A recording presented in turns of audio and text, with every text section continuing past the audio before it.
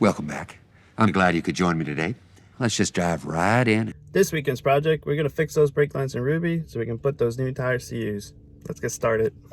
Now, some of you may be late. I don't have a garage to work in or under, so I must lift my car like 2-ish feet off the ground to do this. Yeah, it's a little sketchy, but you know, living on the edge. What's an adventure without it, right?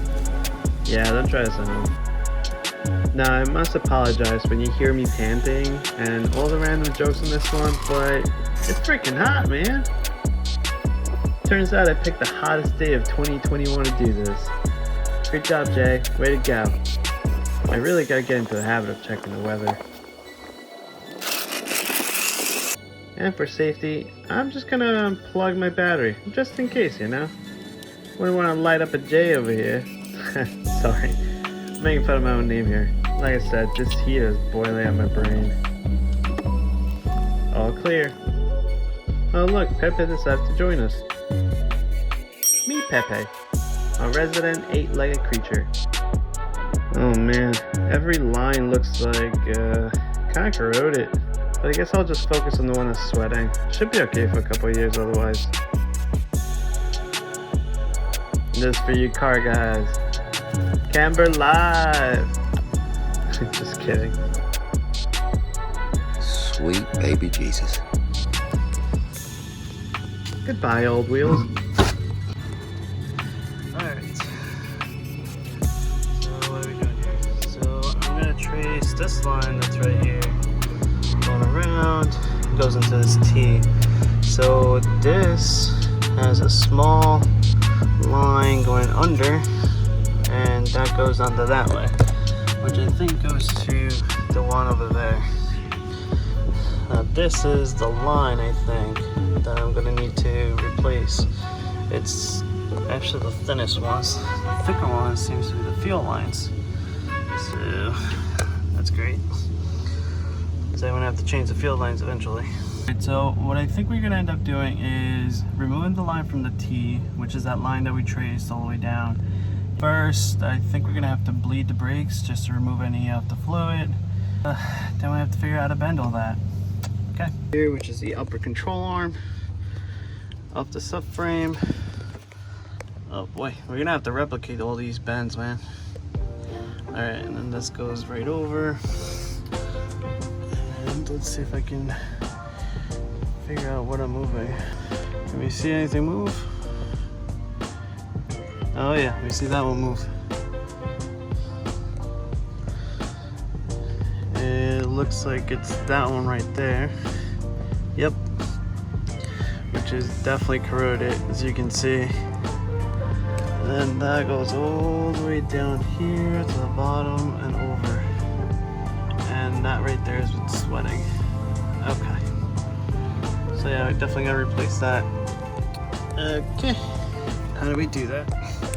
This one, I've already gone ahead and taken the fluids out. All you have to do is take it out of the bleeder and just keep hitting your brakes until the fluid's out. This comes in handy if you're doing it by yourself. It's just basically a power bleeder from Motor Products. Or what you can also do is get a bottle of water, poke a hole in it, and put just a simple vinyl hose on it. You can probably get from Home Depot or something. To move these nuts, just gotta get an open end socket wrench for brake lines, and I'm using a 10mm. What I'm gonna do is I'm gonna snake out all the lines and see how it works out. So, funny story, my wife came out to give me a cold water bottle while I was under the car. You know, she's so thoughtful. But she leaned onto the car, which kind of scared me, but it didn't shake or anything, so it might be safe. Maybe I got lucky and got one of those good Harbor Freight jack stands. We'll see. Who knows, you may get that video uploaded next week after all if I survive this. So I'm just gonna put this on the leader, and then I'm just gonna leer like that. So now we can take this out and try to find it on the other side. Now while I'm trying to get as much footage as I can for you guys, this is really hard. Alright, so we follow the line all the way from down there, and ends up going up here, and I think it goes up to the ABS unit that's right up there. So luckily we have this block right here. It's kind of a union. So all you have to do is undo this here. You can try to fish this line out. by taking it out, following it, and removing these things along the way.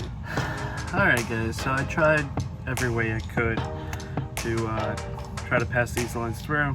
Unfortunately, it looks like I have to take the subframe out and the gas tank, probably just the subframe, but I'm not going to do that. So instead, I'm going to take some shears, and I should be able to follow the serrations, so that way I can line it up and determine the orientation. Because what I want to do is I want to put the line on the floor all together for the most part, and bend it, pre-bend it, before I try to fish it into the car again. Huh, look at that. We have a bird's nest on a tree. Hello, little guy. Okay, bye, little guy. And here's my old brake line laid out. Get wrecked. Here's some new line. Now the fun part begins. It's bending time. Alright, PSA guys. I'm over here picking out my fittings from the supply kit, and I'm noticing this. See how this is nice and clean? Well, that isn't. And this one isn't. So check your lines and fittings before you start crimping, flaring, and bending your stuff. You wouldn't want metal bits from machining to block your lines after all your hard work. And now for a quick tutorial with the flaring tool, I'm going to take the line and slide the proper fitting into it so the threads are outward or towards me. Slide the line on the tool in the proper size hole. Take the die with the OD that matches the ID of the line and put it on the hole next to the line. You're going to use this to gauge the proper amount of line you need to have sticking out of the tool. Now the threads on it seem to be there to grab the line or something. Tightening these two nuts secures it to the line, and after you tighten the tool down, slide on this other press tool that comes with it.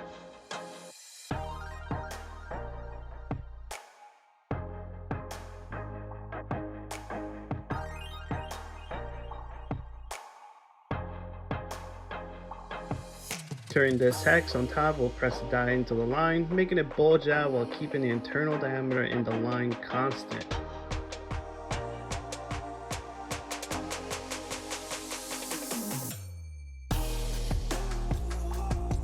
Just like this. Now simply undo the press tool, remove the die, and we're just going to use the press tool. And now this press tool will become the countersink die.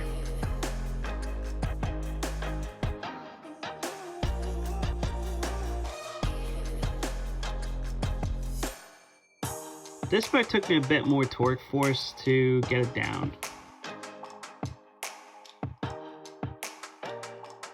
Also, I just want to say that this whole process would probably be easier if I was on a vise, but because of how I'm trying to get the lines in without having to unmount anything, I'm kind of stuck doing it this way.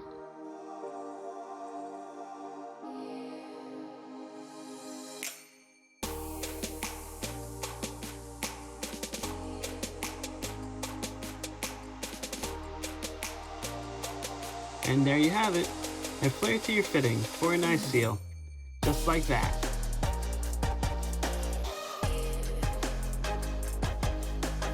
So there you have it. I probably could have made this a little bit sharper, but you know, it's not too bad. And it gets tucked in. So now let's work on the rest of the line, and then we can finish out. Okay, let's go. So I'm here finishing up the line, right? All nice and tidy, and then realize that the fuel line is now corroded here, and with a little bit of play it finally gave out, and now we are literally dripping fuel. Great. So we're gonna have to change this line.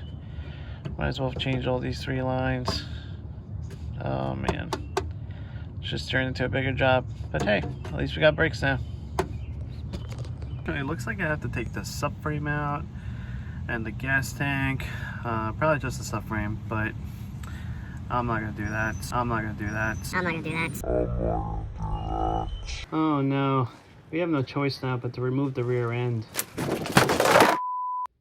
Well, join me next time for some fun, shady driveway mechanics special. You know what to do. Like, comment, subscribe. Enjoy your weekend, and I'll see you then. I'm gonna try to figure this one out. In the meantime, bye.